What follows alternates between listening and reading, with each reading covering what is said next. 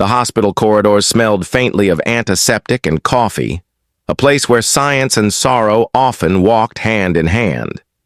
In one of the private rooms on the eastern wing, a young girl sat by the window, her legs wrapped in a wool blanket, though. The sun was warm outside. Her name was Emily Carter, 12 years old, the daughter of the city's most renowned surgeon. And yet, despite the brilliance of her father's hands, she had never once taken a step on her own. Born with a rare neurological condition, every attempt to help her walk had failed. Her life was measured in stillness. Other children played, ran, stumbled, laughed on scraped knees, but Emily had only the quiet companionship of books, sketch, pads, and the relentless hum of medical machines. It was supposed to be another ordinary afternoon, her father gone into surgery, her nurses rotating in and out, and the sterile silence of her lonely world. Until the sound of scuffed shoes against polished marble broke the rhythm. A boy, thin, dark-skinned, clothes worn nearly to threads, wandered near her door. His hair was tangled, his eyes bright but sunken with hunger. A hospital security guard barked at him, "Out! This is no place for beggars!"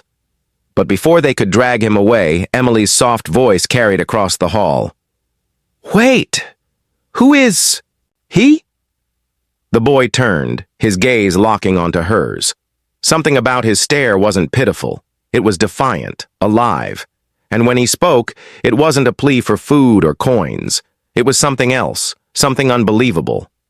"I can make you walk," he said. The guard laughed bitterly. The nurse frowned. Emily blinked, stunned. But inside her chest, something stirred, a flicker of hope she had long buried. How could a boy who slept on concrete sidewalks dare to promise what surgeons, specialists, and scientists had failed to deliver? And yet, there was something in his voice, something unshakable. That was the moment her story began. The city of Westbridge was built on contrasts. Skyscrapers of glass and steel rising above alleys littered with cardboard shelters. Emily Carter lived in one of those towers, though most of her days were spent in hospital wings and therapy rooms. Her father, Dr. Jonathan Carter, was a man of legend in the medical field. He could steady a hand on an artery thinner than a strand of hair. He could pull someone back from death's edge. But all his brilliance had failed when it came to his only child. Emily had been born with spinal dysgenesis, a rare condition that left her legs paralyzed from birth. Doctors attempted surgery after surgery, spinal grafts, nerve stimulations, experimental therapies, but nothing worked. Her father poured his soul into research, flying in the best specialists from Europe, Japan, America. Each one left with the same soft shake of the head. Over the years, Emily learned not to expect. She found her world in small comforts, sketching birds she saw from her window, imagining what it must feel like to chase after them, playing piano with fragile fingers, sending notes echoing through sterile halls. Still, an emptiness lived inside her, a hunger for motion, for freedom. It was on a warm autumn afternoon, as leaves drifted down on the streets outside, that the homeless boy first appeared. His name was Isaiah. He was 14, though his small frame and hollow cheeks made him look younger. His mother had died when he was 6. His father, once a factory worker, lost himself in addiction and disappeared. Since then, Isaiah survived by scavenging, hustling odd jobs, sleeping wherever a corner would shield him from the wind. But Isaiah carried something strange, a gift, or a curse, depending on who you asked. From the time he was little, he felt things others couldn't. The pulse of energy in another's body, the hidden rhythms of muscles, nerves, and bones. He could lay his hands on an injured bird and sense exactly where the break was, sometimes even coax it back to life. Other kids on the street called him the healer, though most adults dismissed him as a liar. That day, hunger had driven him into the hospital lobby, hoping for leftovers. What he found instead was Emily. The staff tried to push him out, but Emily's curiosity held him there. For the first time, Isaiah wasn't seen as a nuisance, but as something else. When he told her he could help, he didn't fully know how. But the moment his eyes fell on her, he felt it, like a current, a disruption in the natural flow. Her body wasn't broken, it was blocked. And somehow, deep inside, he believed he could unlock it. Emily's father was furious when he heard about the boy. "Do you have any idea how dangerous this is?" he snapped at her. "He's not a doctor. He's not even educated. You're giving false hope to yourself." But Emily had lived in disappointment so long that hope itself felt like rebellion. For once, she didn't back down. "Dad," she whispered, her voice trembling but firm, "maybe science isn't the only answer." That night, in the quiet of her hospital room, she asked Isaiah to sit beside her. His hands were rough, his clothes smelled faintly of the streets, but his eyes were kind. He pressed his palm lightly against her leg. Emily gasped. For the first time in her life, she felt something, like a faint spark racing under her skin. Was it real, or just her imagination born of desperation? She didn't know. But one thing was certain. Her life would never be the same again. The first night after Isaiah's arrival, Emily barely slept.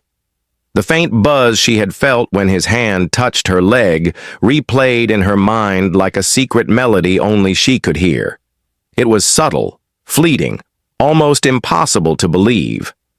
But it was more than she had ever felt before. By morning, her father had left again for a marathon surgery schedule, his absence both a comfort and a weight. The nurses rotated in and out, whispering about the strange boy Emily had taken interest in. Some thought he was dangerous. Others pitied him. But Emily didn't care. For once, she wasn't the subject of pity. She was part of a secret, a possibility. Isaiah returned in the afternoon, slipping past the staff with surprising ease. He moved like someone used to being invisible, blending into corners until he was needed. When he entered Emily's room, she looked up from her sketchpad and smiled. A small, fragile smile, but genuine. "You came back," she whispered. "Of course," Isaiah said, dropping into the chair beside her bed. "I told you. I want to try." He reached out again, carefully, as if afraid of breaking her. This time, instead of just resting his palm, he closed his eyes. His breathing slowed, deepened. Emily felt a warmth radiating from his skin. It wasn't heat like fire. It was like sunlight on a cold day spreading in waves. Then came the sensation. A tingling, starting from her hips and crawling down to her knees. She gasped, clutching the blanket. "You feel that?" Isaiah asked, his voice hushed but steady. "Yes," she breathed, her eyes filled with tears she hadn't expected. I think so." Isaiah smiled faintly, but his face looked strained. A bead of sweat rolled down his temple. Whatever he was doing, it was costing him. After several minutes, he let go and leaned back, chest rising and falling as if he'd run a mile. "That's enough for today," he murmured. Emily blinked. Did it work?" Isaiah shook his head. "Not yet. It's like your body's locked. I can feel where it's blocked, but it's going to take time." For the first time in her life, Emily felt something she had only dreamed about.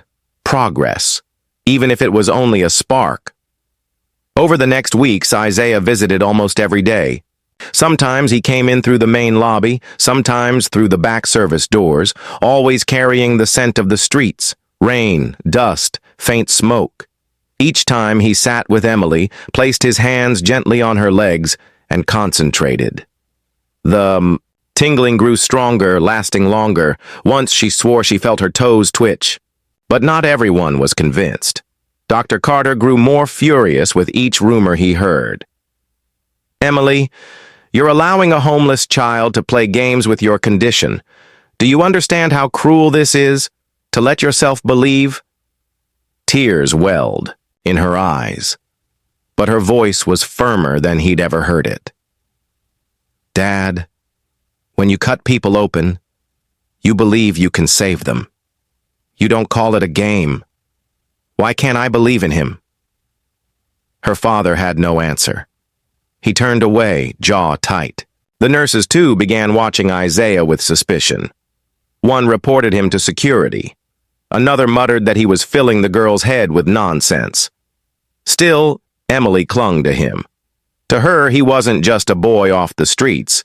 He was the first person who looked at her not as a broken patient, but as someone whole, waiting to be unlocked. Isaiah, meanwhile, struggled with his own demons. Nights were cold, food was scarce, and the energy he poured into Emily left him weak. Sometimes he collapsed in the alley behind the hospital, shivering until morning. He never told her. To him, she was light, a reason to keep going. One evening, as he held his palms against her legs, she whispered, "Why do you help me?" Isaiah hesitated. His eyes darkened, remembering his mother. She had been sick, so sick. He had tried to heal her, placing his tiny hands against her burning forehead night after night. But his gift hadn't been strong enough then. She died in the winter, leaving him alone. He swallowed hard. Because I couldn't save the person I loved most. Maybe I can save you. Silence fell. Emily reached out and touched his hand, her own small fingers trembling. Then, maybe we save each other. Weeks stretched into months. Small victories accumulated. One evening, as the sun dipped beyond the hospital windows, Emily's toes curled visibly beneath her blanket. She gasped, pointing. "Did you see that? I moved! I moved, Isaiah!" Her laughter echoed through the sterile room. Isaiah smiled, exhaustion in his eyes but triumph in his heart. For the first time, she believed it might actually happen. But with hope came danger. Rumors spread through the hospital. Some staff whispered that the boy was performing witchcraft. Others said he was exploiting the girl for attention. Security grew stricter. One night, Dr. Carter confronted Isaiah directly. "You listen to me," he said, voice low and razor sharp. "My daughter has suffered enough false hopes. Whatever trick you're playing, stop it. I won't let you toy with her life." Isaiah stood his ground, though his legs trembled. "It's not a trick. She's getting better. Can't you see that?" Dr. Carter's jaw clenched. "You're a child with nothing. Don't think you can walk into my world and promise miracles." Isaiah's gaze hardened. "Sometimes miracles don't come from your world, Doctor." Emily, listening from the bed, felt torn between them. The father who had given her everything, and the boy who gave her something her father never could. Belief. The turning point came on a stormy evening. Rain hammered the city, thunder rattled the windows. Emily was alone in her room, sketching the outline of a bird with wings spread wide. Suddenly, the door creaked open. Isaiah staggered in, drenched, shivering violently. His lips were blue. "Isaiah!" she cried. He sank to the floor, clutching his side.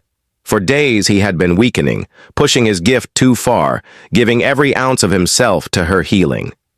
Tonight his body had reached its breaking point. Emily dragged herself from her bed, using her arms, pulling with desperate strength to reach him. Tears streamed down her cheeks. "You can't do this! Not for me! Not like this!" Isaiah looked up, eyes glassy. "You're so close, Emily. Don't stop now." She held his face in her trembling hands, heart breaking. For the first time, she realized the price he was paying. He wasn't just a boy helping her. He was risking his own life. And she made a vow then. She would not let his sacrifice be for nothing. The storm outside had not eased. It raged, Sheets of rain slamming against the tall hospital windows, lightning flashing over the skyline. Inside Emily's room, the only storm that mattered was unfolding on the cold linoleum floor. Isaiah lay shivering, his body soaked, his breaths shallow. Emily, still dragging herself toward him with her arms, collapsed beside him. Her heart pounded in her chest, panic clawing at her throat. "Isaiah, don't you dare leave me," she whispered, her tears falling onto his damp cheek. His eyes fluttered open, weak, but still burning with that strange, unshakable fire. "I told you. I can make you walk. I just need one more try." "No!" Emily shook her head furiously, gripping his hand. "Not if it kills you." The door burst open. Dr. Carter stormed in, followed by 2 nurses. His eyes widened at the sight. His daughter on the floor, clutching the ragged boy who looked like death itself. "What in God's name?" He knelt, trying to pull Isaiah away, but Emily clung tighter. "Dad, please!" she sobbed. "Don't stop him, he's helping me." Dr. Carter's face twisted between fury and anguish. "Emily, you don't understand. This is dangerous. He's just a boy. He doesn't know what he's doing." But Isaiah's hand reached up, trembling, finding Emily's leg. The warmth pulsed again, stronger this time, like a current of electricity surging through both of them. Emily gasped, her back arching. "Isaiah!" she cried. Dr. Carter tried to intervene but froze when he saw it. Her legs. For the first time, muscles that had lain dormant since birth spasmed. Her toes curled violently, her knees jerked. "Dear God," he whispered, voice breaking. Isaiah's face contorted with pain. Sweat poured down, his entire body shaking as though he were pouring every last drop of himself into her. His voice, ragged, barely audible, whispered, "Stand. Emily, you can stand!" Emily's tears blinded her, but she heard him, felt him. For years her body had been an empty cage, but now the door was cracking open. She gripped the bed frame with trembling hands, forcing weight onto her legs. Pain shot through her, sharp and burning, but it was pain she welcomed, because it was real. I can't," she whimpered. "Yes, you can," Isaiah rasped. His voice grew louder, desperate. "You're not broken. You never were. Stand." Lightning split the sky, illuminating the room in white. Emily screamed, muscles quivering, knees threatening to buckle. But then, slowly, impossibly, she rose. Her feet, bare against the cold floor, pressed down. Her legs trembled like fragile branches in the wind, but they held. Emily Carter, who had never taken a step in her life, was standing. The nurses gasped, one covering her mouth with trembling hands. Dr. Carter staggered back, his face pale, tears welling in eyes that had never once wept in the operating room. "Emily," he whispered, voice cracking with disbelief. Isaiah smiled faintly through his exhaustion. "Told you," he murmured. Then his body went limp, collapsing against the floor. "No!" Emily screamed, falling to her knees beside him, her knees, her legs carrying her for the first time. "Isaiah, please! Wake up!" Dr. Carter rushed forward, checking the boy's pulse. It was faint, barely there. The great surgeon, who had saved countless lives, now knelt before a homeless boy his hospital had once chased away. For the first time in his life, Dr. Carter prayed. "Stay with us," he whispered, pressing his hand against Isaiah's chest. "You've done the impossible. Now let me do my part." Emily held Isaiah's hand to her cheek, sobbing. "You gave me life. Please don't lose yours." The storm outside began to fade. Rain slowed to a gentle patter, the thunder rolling away. Inside, the impossible had already happened. A girl who had never walked stood on trembling legs. Her world forever changed. But whether Isaiah would live to see the miracle he had given remained uncertain. The night blurred into dawn. The storm passed, leaving the city washed clean under a pale golden sky. In Emily's hospital room, the air was heavy with silence, punctuated only by the rhythmic beeping of a monitor. Isaiah lay unconscious in a hospital bed, wires and IV tubes connecting his frail body to machines. His skin was pallid, his lips dry. He looked impossibly small against the white sheets. Emily sat beside him, her legs wrapped in a blanket. They still trembled, every nerve in her body protesting the sudden awakening. But she didn't care. She had walked. She had stood on her own. And now every muscle in her soul ached for the boy who had given her that miracle. Dr. Carter watched from the corner, silent. For the first time in years, the brilliant surgeon felt powerless. His science, his skill, his relentless pursuit of cures, all had failed to heal his daughter. But a boy from the streets, with no diploma, no sterile gloves, no instruments but his own hands, had succeeded. And it humbled him. He had spent years dismissing anything beyond science. He had chased away faith, dismissed intuition, silenced whispers of miracles. But now he stood in the presence of one. The following days unfolded like a dream. Emily's progress stunned the medical staff. With every sunrise, her strength grew. First a few shaky steps with support, then several more without. Soon she was walking the length of her room, her laughter echoing through the once quiet hallways. The nurses, once skeptical, now wept openly as they watched. One of them whispered, "I've worked here 20 years. I've never seen anything like this." But Emily's joy was incomplete. She never left Isaiah's side. Every step she took for him. "Come on," she whispered one morning, gripping his limp hand. Her legs were shaky but alive as she paced the room. "You did this for me. Now wake up so I can show you." One evening, when the sky outside burned with the colors of sunset, Dr. Carter entered Isaiah's room quietly. Emily sat beside him, as always, sketching. She looked up at her father with eyes that had changed, no longer filled with longing and defeat, but with fire. "You hate him, don't you?" she said softly. Dr. Carter stiffened. "No, Emily, I don't hate him." His voice cracked, raw. "I fear what I don't understand. But hate? No, not after what he's given you." He walked closer, staring down at Isaiah's thin face. His throat tightened. "This boy has done what I could not. For years I believed only my hands could heal, and yet it was his hands that gave you life." Emily reached across the bed, touching her father's arm. "Then help him. Please. Save him like you save your patients."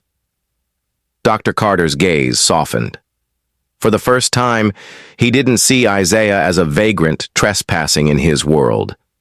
He saw him as his daughter's savior, and more than that, as a child who deserved life.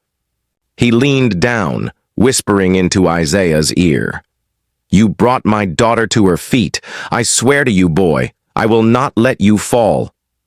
Weeks passed. With advanced care, nourishment, and sheer stubborn resilience, Isaiah slowly began to recover. His eyes opened one quiet morning, hazy at first, then sharpening to the sight of Emily standing at the foot of his bed. She was smiling. Standing. "You did it," she whispered, tears brimming. "Isaiah, I'm walking." Isaiah blinked, tears sliding down his own cheeks. "You're beautiful. Standing." She rushed to him, stumbling at first, but catching herself. For the first time, she didn't crawl or drag her legs. She walked to his bedside and took his hand. "You gave me everything," she whispered. "Now it's my turn." Emily insisted that Isaiah would not return to the streets. Her father, though hesitant at first, could not deny it.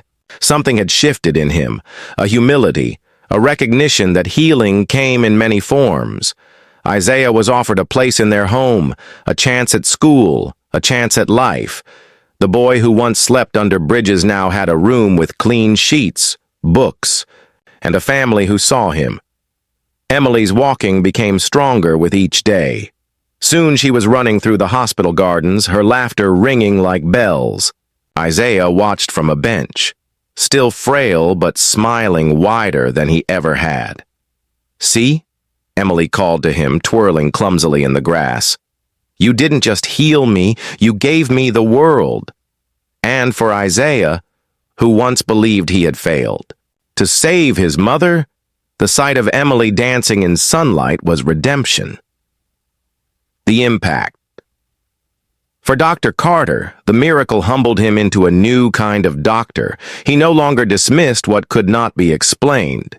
In every patient, he saw not just organs and tissues, but something deeper, a will to live, a spirit that sometimes defied logic. He would never again scoff at the word miracle. For Emily, the world became limitless.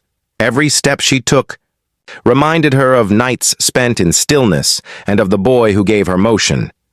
Her first dream was simple: to walk beside Isaiah, not as patient and healer, but as equals, as friends bound by something greater than chance.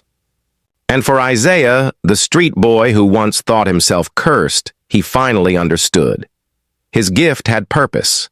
He had carried the pain of failure for years, believing he couldn't save the one he loved most. But in Emily's steps, in her laughter, her freedom, he found peace. He had saved her, and in doing so, he had saved himself.